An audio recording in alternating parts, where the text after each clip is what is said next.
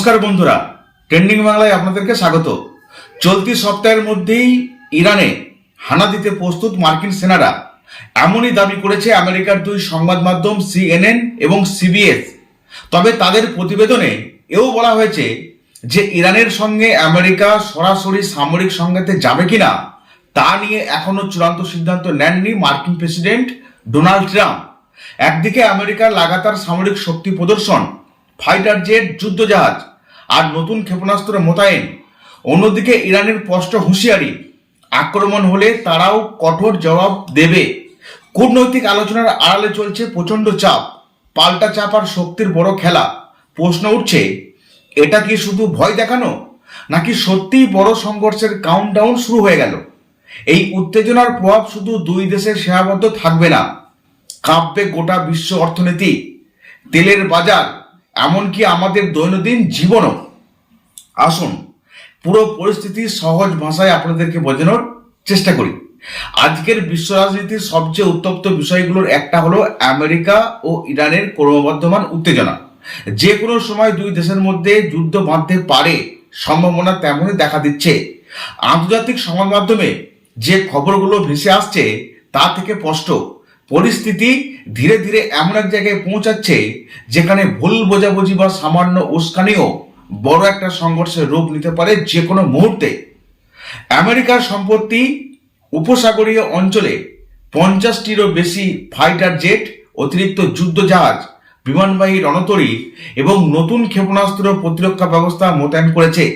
শুধু তাই নয়, যেসব দেশ দীর্ঘদিন ধরে আমেরিকার ঘনিষ্ঠ মিত্র হিসেবে পরিচিত তাদের ঘাঁটিগুলোতেও নতুন করে সৈন্য আর সামরিক সরঞ্জাম পাঠানো হয়েছে। সব মিলিয়ে এটা স্পষ্ট যে ওয়াশিংটন কেবল কথার লড়াইয়ে আর নেই, মাঠেও নিজেদের প্রস্তুতি শুরু করেছে। আসলে আমেরিকাকে কিন্তু বিশ্বাস নেই, যে কোনো মুহূর্তে ইরানের ওপর হামলা তারা করতে প্রস্তুত। আচমকা। অন্যদিকে ইরানও যে চুপচাপ বসে রয়েছে এমনটা নয়।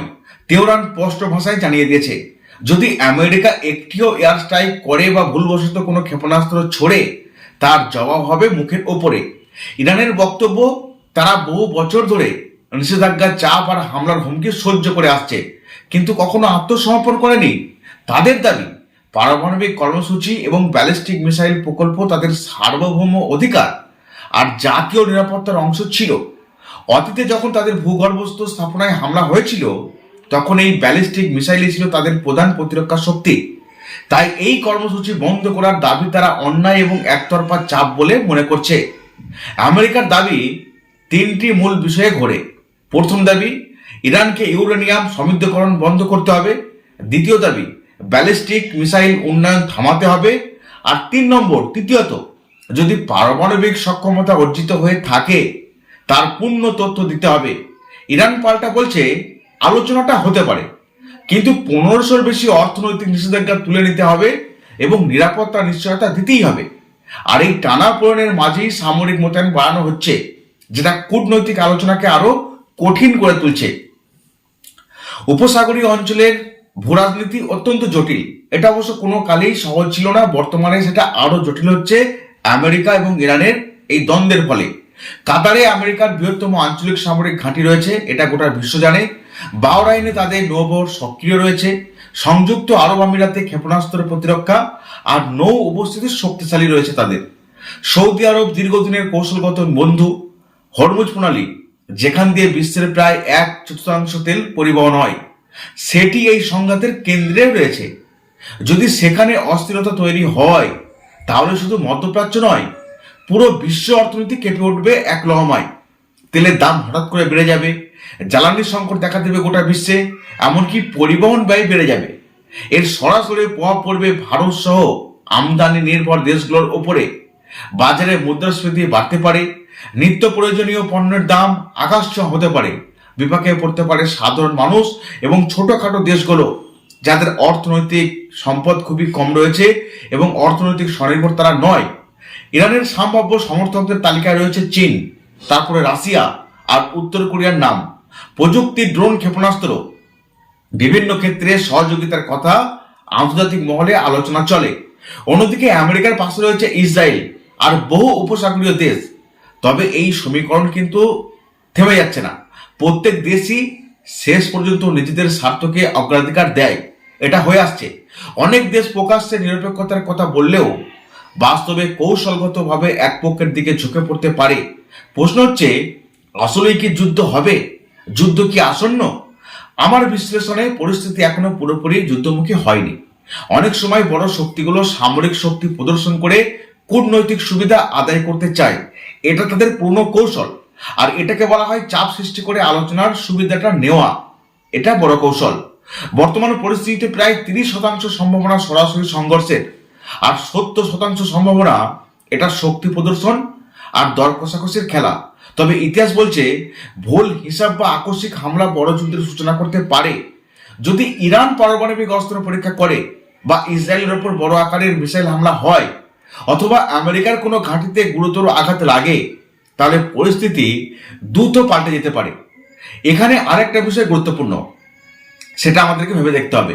ইরান প্রায়ই সরাসরি সংঘর্ষের বদলে প্রক্সি কৌশল ব্যবহার করে, অর্থাৎ বন্ধু গোষ্ঠীগুলোর মাধ্যমে চাপ সৃষ্টি। এতে সরাসরি যুদ্ধ ঘোষণা ছাড়াই উত্তেজনাটা বাড়ানো যায়। আবার আমেরিকাও সাইবার আক্রমণ, অর্থনৈতিক নিষেধাজ্ঞা আর কূটনৈতিক বিচ্ছিন্নতার পথে বেছে নিতে পারে। ফলে যুদ্ধ শুধু আকাশে বা সমুদ্রে হবে এমনটা নয়, সাইবার জগৎ এবং অর্থনীতিতেও হতে পারে। সবচেয়ে বড় কথা, এই সংঘাত কেবল দুই দেশের মধ্যে সীমাবদ্ধ থাকছে না। তেল, বাণিজ্য, জ্বালানি, নিরাপত্তা সবকিছু এর মধ্যে জড়িয়ে আছে। ভারত যেমন মধ্যপ্রাচ্য থেকে বিপুল তেল আমদানি করে, তেমনি লক্ষাধিক প্রবাসী ভারতীয় ওই অঞ্চলে কাজও করে।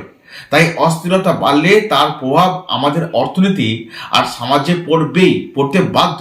এই জিনিসগুলো ভাবতে হবে। বিশ্ববাজারে অনিশ্চয়তা বাড়বে, বিনিয়োগ কমবে, শেয়ার বাজারে অস্থিরতা দেখা দিতে পারে। আমেরিকাকে বিশ্বাস নেই, এই মাত্র সম্ভাবনার কথা হচ্ছে, কিন্তু দেখবেন হঠাৎ করে আজকের মধ্যে হয়তো তারা আক্রমণ করে দিয়েছে ইরানের কোনো একটা জায়গাতে, বা ইরানও পাল্টা করতে পারে। তবু আশা করা যায় শেষ পর্যন্ত কূটনীতি জয়ী হবে। বড় শক্তিগুলো খুব ভালো করেই জানে যে সরাসরি যুদ্ধের মূল্য অত্যন্ত বেশি। সামরিক সংঘর্ষ শুরু হলে তা নিয়ন্ত্রণ করা কঠিন হয়ে পড়বে। তাই শক্তি প্রদর্শনের পাশাপাশি আলোচনার দরজা খোলা রাখাই বুদ্ধিমানের কাজ হবে। বিশ্ব ইতিমধ্যেই বহু সংকটের মুখোমুখি। নতুন এক বড় যুদ্ধের বোঝা বহন করা তার পক্ষেও কিন্তু সম্ভব হবে না। আমেরিকা যদি ভাবে তারা অনেক শক্তিশালী, ইরান তাদের কাছে কিছুই নয়, যুদ্ধ লাগলে তাদেরও অনেক ক্ষতি হবে, যেটা তারা ভাবছে। আমার ব্যক্তিগত মতামত, পরিস্থিতি উত্তপ্ত হলেও এখনো সেটা নিয়ন্ত্রণের বাইরে চলে যায়নি, না আমেরিকার না ইরানের। দুই পক্ষই নিজেদের অবস্থানটা শক্ত করছে, কিন্তু শেষ মুহূর্তে আলোচনার পক্ষে সমাধান খোঁজার সম্ভাবনা বেশি থাকছে।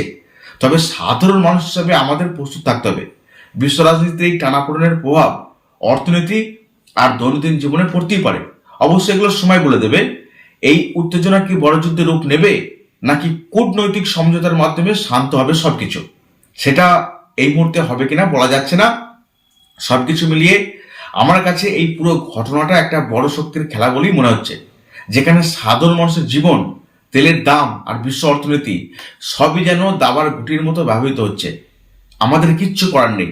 আমেরিকা তার সামরিক শক্তি দেখিয়ে চাপ সৃষ্টি করছে, আর ইরান নিজের আত্মসম্মান আর নিরাপত্তার প্রশ্ন তুলে দুটো অবস্থান নিচ্ছে। প্রথমেই বললাম, যুদ্ধ একে অপরের সঙ্গে লাগলে ক্ষতি দুই দেশেরই হবে। এটা একটা বড় রাজনৈতিক স্বার্থ। এবার আমেরিকা নথি স্বীকার করবে না, ইরানও কথা শুনছে না।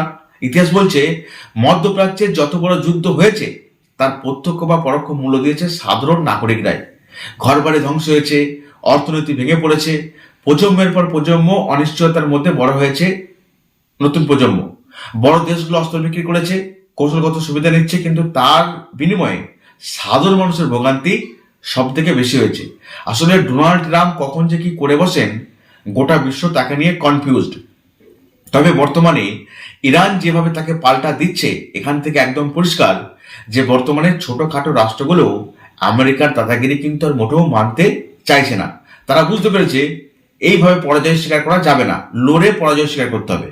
আমার সমালোচনা হচ্ছে এখানেই, যদি সত্যি আলোচনা চলতে থাকে তাহলে একই সঙ্গে এত বড় সামরিক মোতায়েনের প্রয়োজনটা কি ছিল? আলোচনার টেবিল আর যুদ্ধ প্রস্তুতি একসঙ্গে কখনো চলে কি? আসলে আমেরিকা প্রথমে ভয় দেখাতে চাইছে ইরানকে, কিন্তু ইরান যদি ভয় পাওয়ার হতো অনেক আগেই তারা ভয় পেত। যেহেতু তারা ভয় পায়নি, তাই তাদের কথা থেকে পরিষ্কার তারা আমেরিকার চাপিয়ে দেওয়া কোনো বার্তা মানবে না বা কোনো শর্ত তারা মানবে না। প্রয়োজনে তারা রুখে দাঁড়াবে, আর সেই পথেই যাচ্ছে। তাই যুদ্ধের সম্ভাবনা হয়তো থাকছে, পুরোপুরি এখনই সবকিছু উড়িয়ে দেওয়া যাবে না। ইরান ছোট দেশ হলেও তারাও কিন্তু এখনো পর্যন্ত মাথা নত করেনি। অপরদিকে আমেরিকা, তারা তো চেয়েই রয়েছে কখন ইরান তাদের বর্ষতা স্বীকার করবে।